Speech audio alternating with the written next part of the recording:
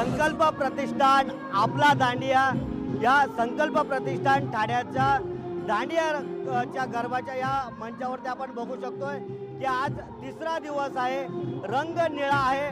मात्र या संपूर्ण गरबा रसिकांचा जो उत्साह आहे तो आपल्याला बघायला मिळतोय. त्या संपूर्ण संकल्प प्रतिष्ठानचे जे आयोजक आहेत ते रवींद्र फाटक, जे शिवसेनेचे उपनेते व माजी आमदार आणि संकल्प प्रतिष्ठानचे अध्यक्ष आपल्यासोबत जोडले आहेत.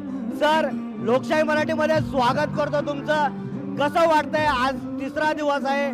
मागच्या 2 दिवसांचं गरबा रसिकांनी दिलेलं जे प्रेम आणि आजचा दिवस, हा ताळमेळ कसा तुमच्या माध्यमातून तुम्ही बघताय?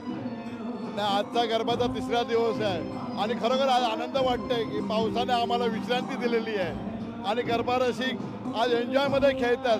आज तशी गर्दी पण चांगली आहे आणि आता 8:30 वाजता एवढं भरलेलं आहे. मला तर अजून अर्ध्या तासाने तर फुल भरून जाईल आणि त्याच्या माध्यमातून मला वाटतं की दरवर्षी संकल्पना दांडियामध्ये लोक वाट बघत असतात आणि लोक बाहेरून खेळण्यासाठी येत असतात आणि त्याचा आनंद उठवण्यासाठी लोक येत असतात. सर, संकल्प या नावाची अशी काय जादू आहे की संकल्प दांडिया असेल, संकल्प दहीहंडी असेल किंवा संकल्पाच्या माध्यमातून विविध जे उपक्रम राबवले जात आहेत, या संकल्पामध्ये असा काय संकल्प दडून बसलेला आहे? काय सांगाल त्याबद्दल?